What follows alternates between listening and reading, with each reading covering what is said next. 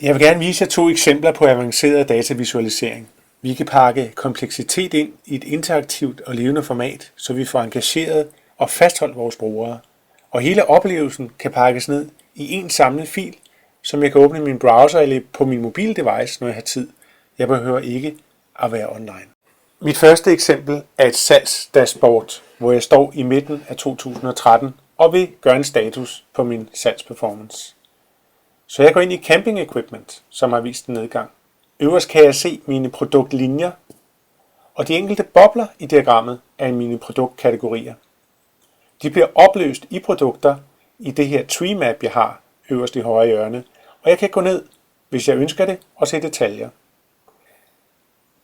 Det er et eksempel på en intuitiv tilgang. Jeg behøver ikke en manual for at bruge det her. Jeg kan se, at der er en slider, og jeg kan se, hvordan min produktperformance har bevæget sig hen over årene. Nu vil jeg gerne se på mine top 10 produkter, og hvordan de klarer sig på tværs af regioner. Her ser jeg et billede af hele verden. Nu vælger jeg bare Americas ud, og der kan jeg se, at det er et helt andet billede, hvor det er Tilde, som er dominerende. Hvis jeg tilføjer Central Europe, så kan jeg se, at det er eyewear, som trækker utrolig stor del af omsætningen, men det går også ud over min margen, kan jeg se her i Schweiz. Hvad med mine ansatte? Bliver de kompenseret, som de skal?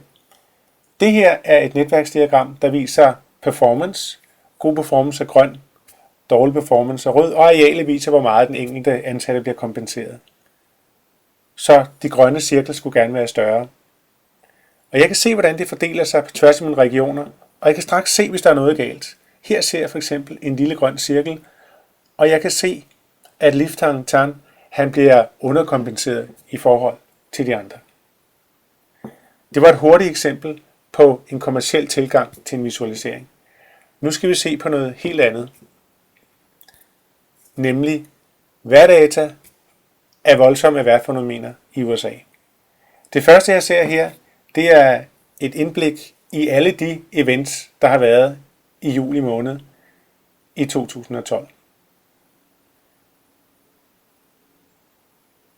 Jeg kan også se igen en animation, hvordan vejrfænomenerne de skifter over tid.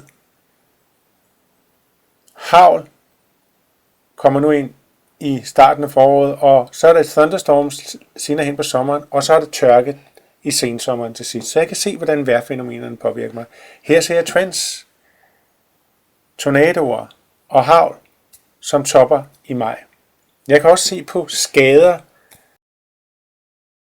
Størrelsen viser, hvor mange events der har været. Farven viser, hvor meget det har kostet. Så det er en helt anden tilgang til data, end hvis jeg så det i en tabel. Her ser jeg skader gjort op på stater, både på tingskade og på afgrøder, og på hvor mange, som er omkommet. Jeg kan se, at Texas skiller sig ud. Er man bange for voldsomt vejr, skal man ikke besøge Texas. Jeg kan også se, hvor mange, som er omkommet ved de her vejrfænomener. Overraskende nok kan jeg se, at det faktisk er tæt tåge, som har afstedkommet de fleste omkomne.